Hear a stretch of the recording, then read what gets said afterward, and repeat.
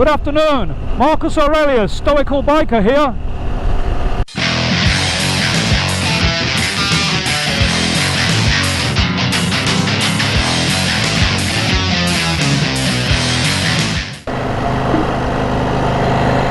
Okay, well, bear with me, it's a bit of an odd one this. Normally a channel about 790 adventure and motorcycling, but trust me, this is about motorcycling. As somebody who isn't always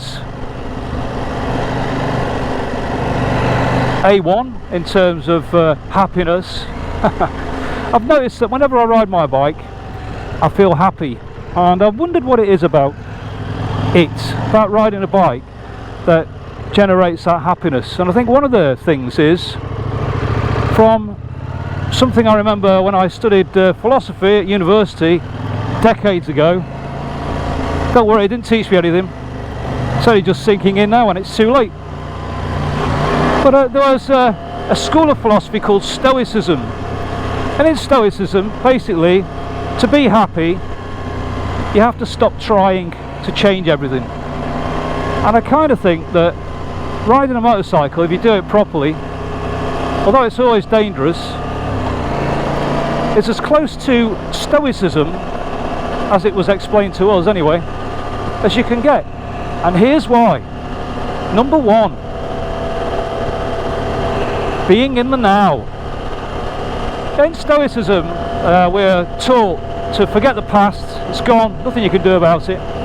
Easy to say, obviously, if somebody's just died or something like that, it doesn't mean for massive bereavements, it just means those niggles in life. Let them go, it's gone. If somebody slighted you, forget it. They probably don't even know they did it. And also, don't worry about the future. No point worrying about the future. You might not be there. You can only really worry about the now. And certainly the case if you're riding a bike. Like for instance here, look, I could fly around the outside of that bike. Wouldn't be a good idea if there's a car coming. So I will look.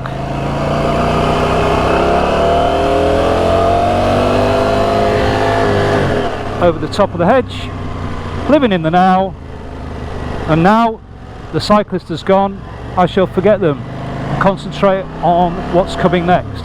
And that's classic Stoicism. In riding a motorcycle, that's what you have to do.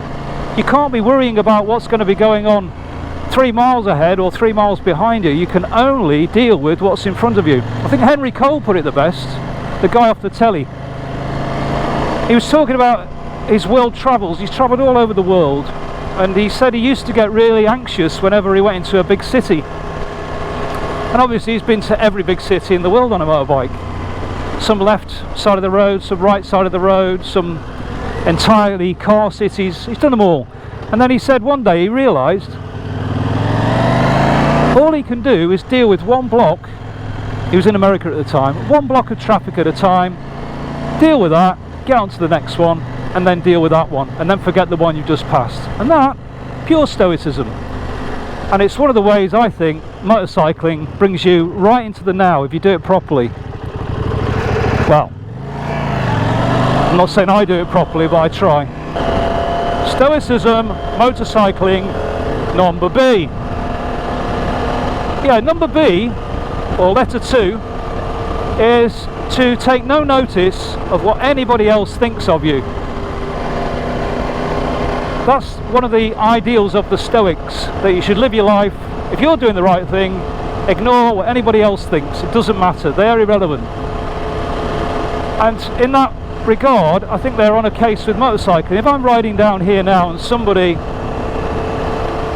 is revving their bike up behind me and then comes flying past, obviously trying to challenge me to a race, well, I should not rise to that. I should ignore them, let them go, and ride my own ride. When you're training, they always say ride for yourself, and that's pure Stoicism. That's the way a Stoic would lead their life. You ride for yourself, or if you're a Stoic, you live for yourself, your immediate family. That's it.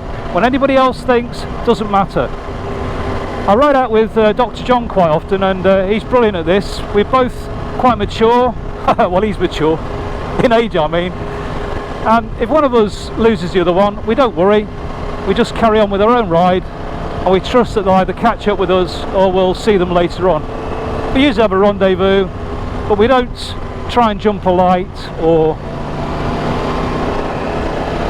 panic if the other person behind disappears. Although at the moment, don't mention Stato in case, because if a John disappears I'll go back and look for him, but that's not part of Stoicism. Forget that. That's something that is beyond my control. Stoicism part 3. Well, basically what I just said. In Stoicism, the advocation is that you only deal with that which you can control. Anything beyond your control, you let it go.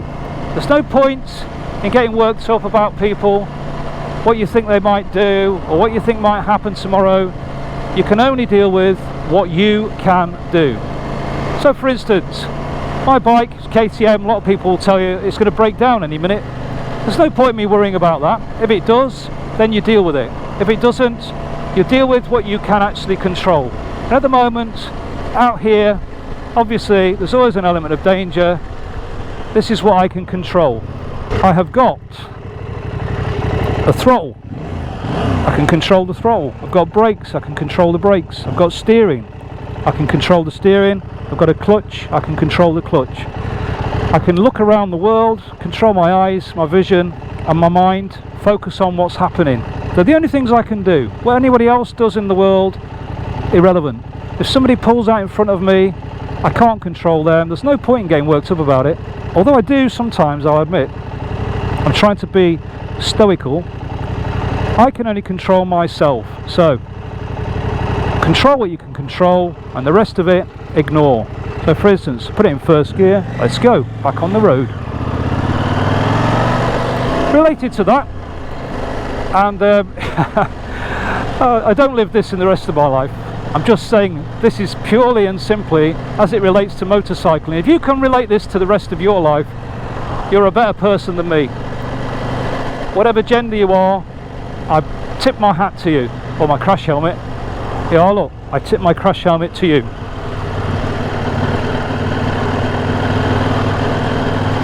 But when you're on a motorcycle, focused, living in the now, controlling what you can control, at some point somebody will pull out in front of you. It's inevitable. It happens virtually every ride. In fact, the last ride I went out on, it happened twice. The first time I reacted badly, the second time I reacted stoically. In either case do I think the person pulled out in front of me. But in the first one, I got a bit angry. I took my horn and flashed my light, and he apologised. He was waving at me and apologising, and no, I didn't want to accept his apology. No, why would I? You know, it's just silly. He hadn't done it on purpose. People don't see motorcycles. Touch wood, as far as I know, I've never pulled out in front of a motorcycle. I would be mortified if I did, but I'm not going to say I couldn't ever do it, much as I'm aware of them. I live in a city where there are very few motorbikes, and I have to drive into it quite a bit, and there's information overload when you go into a city, so people are not going to pull out in front of you, I do not believe, on purpose. Some people are ignorant. They'll do that whether you're in a car or a bike, so you mustn't get angry. If you get angry, it can kill you.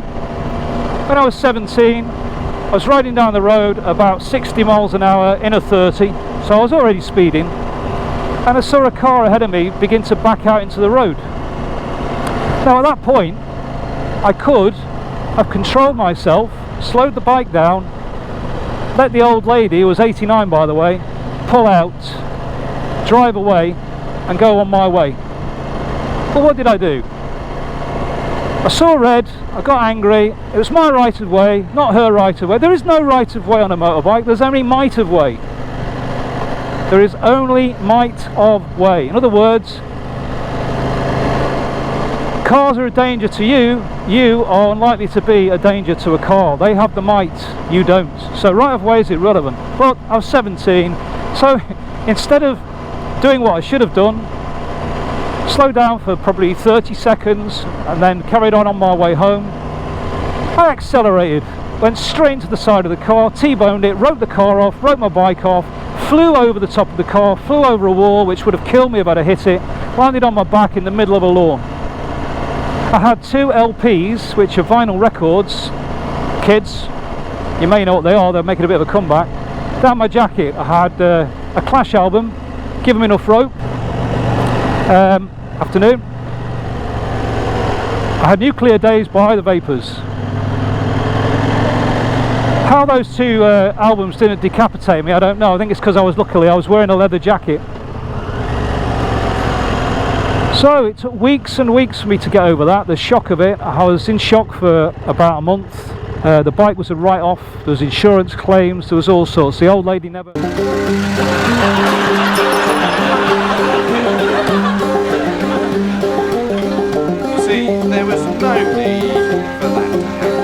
There was no need for that to happen. Literally was no need for it to happen. Alright, she shouldn't have pulled out, it was my right of way, but, you know, did I have to plough into the side of her at 70 miles an hour? It sounds mad, it sounds crazy, but that's what people do when they're driving vehicles. I've never done it since. Completely changed the way that I ride my motorbike, and so far, touching wood, I've never had another accident. That was 40 years ago. Of course I could have an accident at any moment, but being stoical, doing what I can in the moment, hopefully I can avert it.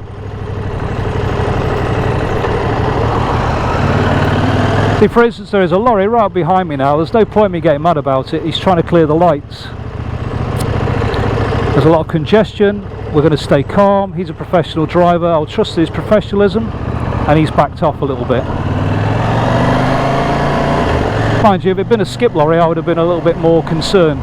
You know, somebody opens a car door into the middle of the road and gets out. Let's stay calm. Go round him.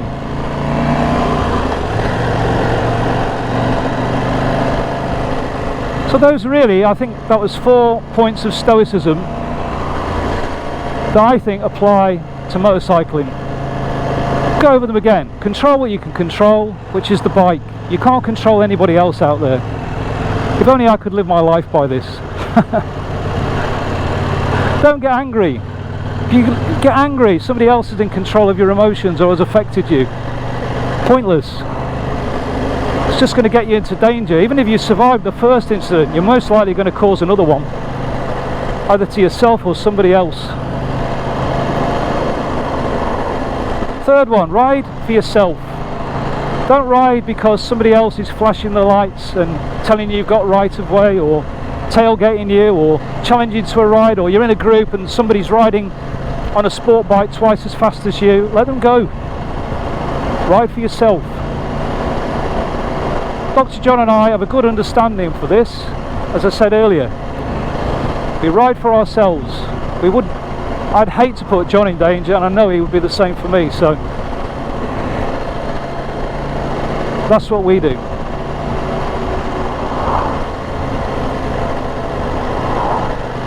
And last but not least, live in the now. Whatever's going to happen in the future has happened millions of times before. Whatever's happened in the past has happened a million times before. You'll deal with it, you'll get through it. Deal with what you can do now. I've got a car pulling out on the right, look, a taxi. I've got traffic coming towards me. I just slowed down and move over to the left, let the taxi do its thing. Okay, Codger Biker, a stoical biker, am I. If only I could be the same in the rest of my life. My wife ever sees this, she who must be obeyed, she'll tell you that the university wasted their time. Codger Biker, philosopher, is out, turning round. Right, I'm going home. It's 30 odd degrees. It's too hot. Too hot, sir, did you say? No, never too hot.